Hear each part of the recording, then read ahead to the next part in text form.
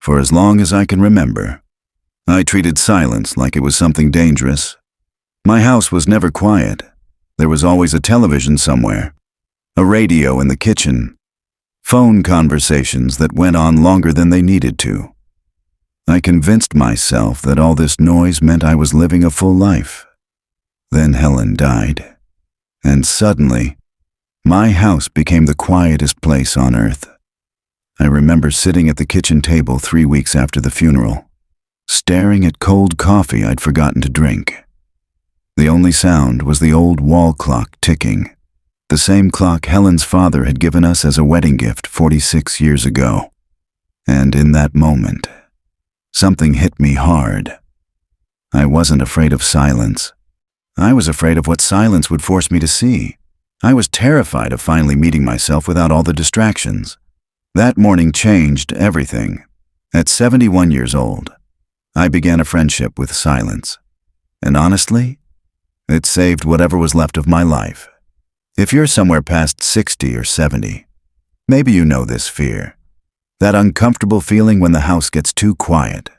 The way your hand reaches for the remote is almost automatic. We've spent our whole lives being told that quiet means lonely. But after nearly 4 years of learning to sit with silence, I can tell you we had it backwards. In this story, I want to share what happened when silence finally caught up with me. How it broke me down first, then rebuilt me into someone I actually recognized. This isn't about becoming a hermit. It's about finding something precious that's always been there, buried under decades of noise. Because here's what nobody told me. At 70, silence doesn't erase you. It reveals you. The noise that defined my life. I spent 34 years in construction management. If you know anything about construction sites, you know they're loud. Machinery grinding, men shouting, trucks backing up with that endless beeping. I loved it. The chaos felt like an accomplishment. Looking back, I think I was drawn to construction because it matched something inside me. I was building houses and shopping centers, but I was also building walls around myself, layer after layer of noise so I'd never have to sit alone with my own thoughts. The noise didn't stay at work. Mornings started with talk radio. Evenings meant TV during dinner. Then sports until I fell asleep in my recliner. Weekends were filled with barbecues. Grandkids running through the house. Projects in the garage with the radio blasting Creedence and the Eagles. Helen used to joke that I couldn't change a light bulb without background music. She wasn't wrong, and she wasn't really joking. All that noise kept me from thinking about certain things, like how I'd missed most of my kids growing up because I was always chasing the next project, like how my relationship with my oldest son, Thomas, had gone cold after a fight about 12 years back, like whether Helen really felt loved by me or just tolerated. Helen tried to reach me. She had this habit of humming while she cooked, always the same melody, something her mother used to sing back in Virginia. I never asked what the song was called. I was always too busy, too distracted. Now I'd give anything to hear that humming one more time. "Bob, don't you ever just want to sit on the porch and listen to nothing?" she'd ask sometimes. I'd shake my head. What's the point of that? She'd smile, that patient smile of hers, the one that meant she knew something I didn't. Helen was always waiting for me to catch up. I just didn't know it. She got her diagnosis on a Thursday in March, lung cancer, even though she'd never smoked. The doctor said maybe 8 months. We got 9. During those months, our house grew quieter. Helen couldn't handle loud sounds anymore. The TV stayed off. Friends spoke softly and left early. Toward the end, it was mostly just us, sitting together in rooms that felt too still. About a month before she passed, we were on the back porch watching the sun go down. And she reached over and took my hand, her grip so weak, like holding a small bird, and said, "Isn't this nice, Bobby? Just this?" I wanted to mean it when I said yes, but the silence was making my skin crawl. I squeezed her hand and lied anyway. I don't think she believed me. Helen always could see right through me. The breaking point. After the funeral, after the casserole stopped coming, I was alone with the silence I'd been running from my entire adult life, and I fought it hard. I'd turn on the TV the moment my eyes opened and leave it running until bed. I started going to the diner every morning just to hear other people talking. I joined a men's coffee group, 8 old guys complaining about our knees and the weather. At least there were voices. But here's the thing about running. Eventually, you get tired, and whatever you're running from doesn't. Mine caught up with me on a Wednesday evening in October, about 3 months after Helen passed. I'd done my usual routine, coffee group, unnecessary errands, walking the aisles at the hardware store. I came home, heated up soup, and sat down in the living room. I picked up the remote, pointed it at the TV, and then I just couldn't. My thumb was right there on the power button, but something in me refused to press it. And then I started crying. Not the quiet kind you do at funerals when people are watching. This was ugly, deep, the kind of sobbing that comes from somewhere you didn't know existed. I cried for Helen, for all the evenings. I should have just sat with her instead of finding excuses to be busy.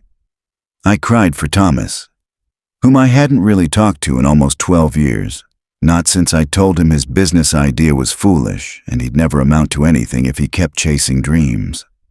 I can still see his face when I said that. Not angry, disappointed, like he'd finally given up on me. When the tears stopped, the room was darker. I was sitting in complete silence. No TV, no radio, just me and my breathing and that old clock ticking. And something strange happened. I didn't reach for the remote. I just sat there. For the first time in my life, I actually listened. What I heard wasn't a voice from beyond. It was quieter than that. It was the sound of my own thoughts, finally given room to exist. It was I, trying to get my own attention after 7 decades of being ignored. The first lessons of silence. I want to be honest. Those first weeks were brutal. My mind was like a dog that had been chained up its whole life and suddenly got loose. It ran everywhere. It dug up memories I'd buried decades ago. Embarrassing moments. Harsh words I'd said to Helen. The time I missed Thomas's high school graduation because a project deadline seemed more important. Some nights I'd last 5 minutes before turning on the TV.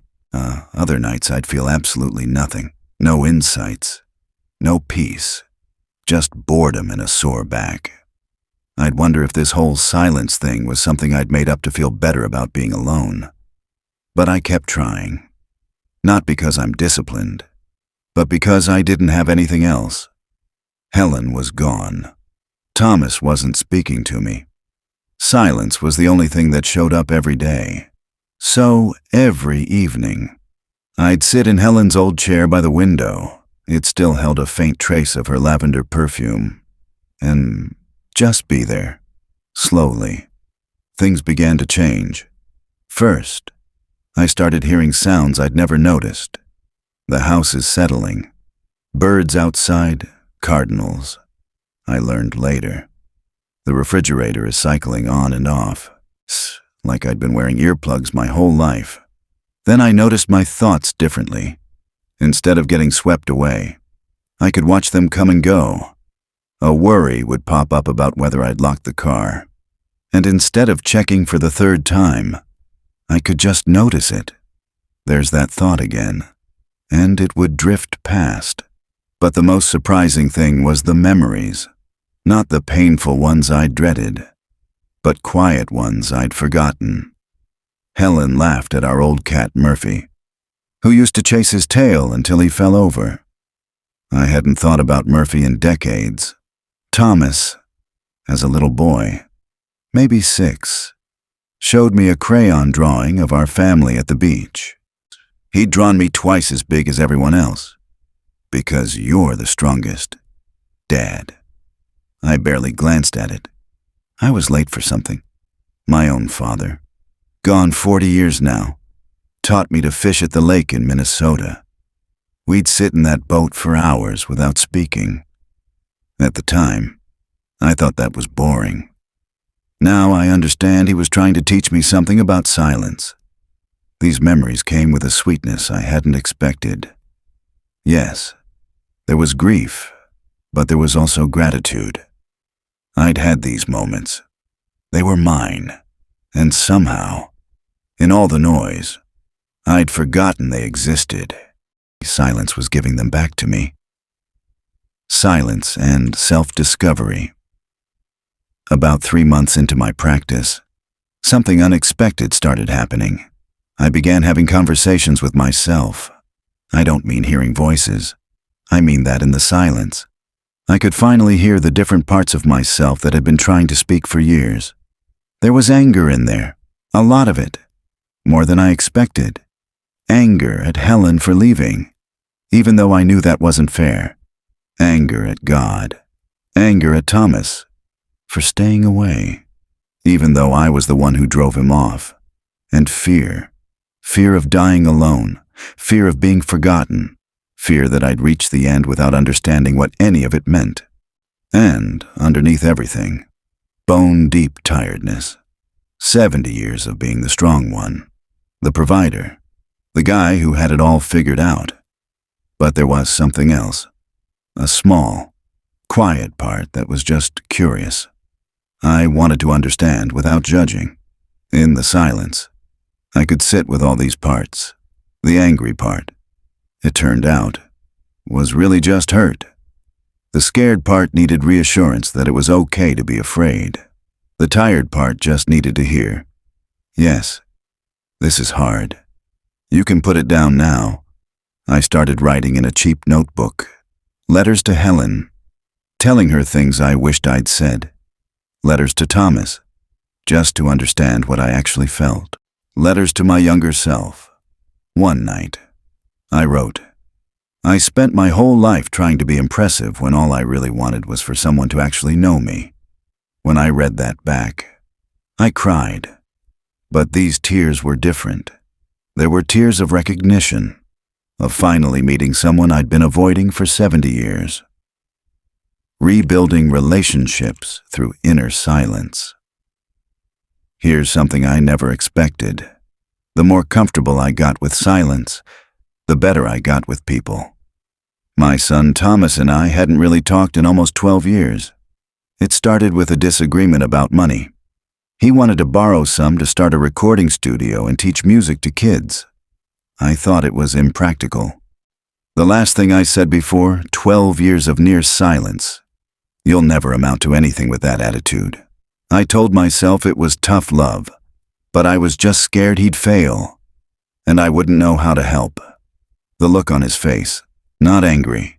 That would have been easier, just done. Like he'd stopped hoping I'd ever see him. As I spent more time in silence, I started thinking about Thomas differently. I remembered him as a little boy, always more sensitive than his brother, always wanting my approval in ways I didn't know how to give. I remembered that crayon drawing, me twice as big as everyone because I was the strongest. In the silence, I finally heard what I should have heard 12 years ago. My son just wanted his father to see him. And so I called him. A Tuesday afternoon, 7 months after Helen passed. No script. Tom, I've been doing a lot of thinking, and I need to tell you something. I was wrong, not just about the money, about a lot of things. I spent too many years trying to make you into what I thought you should be instead of appreciating who you actually were. I'm sorry. The silence on his end lasted 15 seconds. A year ago, that silence would have killed me. I would have started babbling, but I'd learned to trust silence. So I waited. When he spoke, his voice was thick. Dad, I've been waiting a long time to hear you say that. We talked for 2 hours. That was 3.5 years ago. We talk every Sunday now. Last Thanksgiving, he flew out and stayed 5 days. We sat on Helen's porch one evening, watching the sun go down, not saying a word for 20 minutes. It was the most natural thing in the world. The spiritual dimension. I was never much of a church man. Helen went every Sunday. I'd tag along sometimes, but the sermons never stuck. Something changed in the silence. After 8 or 9 months, I started feeling like I wasn't entirely alone. Not in a spooky way, more like a presence. Something large and patient that had been there all along, waiting for me to stop making noise. I don't know what to call it. God seems too small. The universe sounds like a self-help book. But there was something real in that silence. Something that knew all of me and wasn't running away. Helen used to say most people spend their prayer lives talking at God instead of listening. She said if we got quiet enough, we might hear something back. I finally understand what she meant. What I hear isn't words or instructions. It's a feeling, a deep sense that everything is okay, that whatever comes next, including dying, it's part of something bigger, and that something is good. I'm not trying to convert anyone. I'm just telling you what happened. I spent 70 years feeling alone at the center of my life. Now, sitting by myself in a quiet room, I don't feel alone anymore. Practical wisdom. Let me share some practical things about making friends with silence. Start ridiculously small. 3 minutes. Set a timer. Sit down. No phone or TV. 3 minutes won't kill you. Pick a spot and stick with it. Same chair, same time. I sit in Helen's chair at 7 every evening. The routine signals to your brain that this time is different. Don't try to empty your mind. Thoughts will come. That's what minds do. You're not stopping the river. You're sitting on the bank watching it flow. Know the difference between loneliness and solitude. Loneliness is painful, feeling disconnected even in crowds. Solitude is peaceful, being at home in your own company. Silence teaches you to transform one into the other. Some days will be harder than others. Some evenings, silence feels like medicine. Others feel like punishment. Don't quit on the hard days. They're often when the real work happens. The gifts that keep coming. I'm 75 now. 4 years into this friendship with silence. Time feels different. It used to slip away. Whole months would disappear. Now, because I'm paying attention, a single afternoon on the porch feels richer than entire years used to feel. I'm not as scared of dying, not because I have proof of what comes next, but because I've learned endings are part of everything. The sun sets, leaves fall. Death is part of that rhythm. Not an interruption. My relationships are deeper when I'm with Thomas or my grandkids. I'm actually there. I listen more than I talk now. Trust me. That's a complete reversal, and I've made peace with my regrets. I can't change the past, but I can accept that I was doing the best I knew how, and I can do better with whatever time I have left. An invitation. So here's what I want to leave you with. Silence isn't something to be afraid of. All those things you've been avoiding by staying busy, they're not as terrifying as you've imagined. Most of them are gifts waiting to be opened, and underneath the noise and fear, there's something quiet and steady and true. Call it your soul. Call it your true self. It's been there your whole life, waiting for you to stop running. I wasted 70 years being afraid. You don't have to wait until loss forces you to stop. You can choose silence today. It won't be comfortable at first. You might hate it. That's okay. Try again tomorrow. Because here's the truth. You already have everything you've been searching for. You just need to get quiet enough to realize it. The invitation is always open. Silence is already there. Underneath everything. Waiting for you to listen. When you finally do, you might discover what I discovered. That silence isn't empty at all. It's where I finally found myself. after 70 years of searching everywhere else.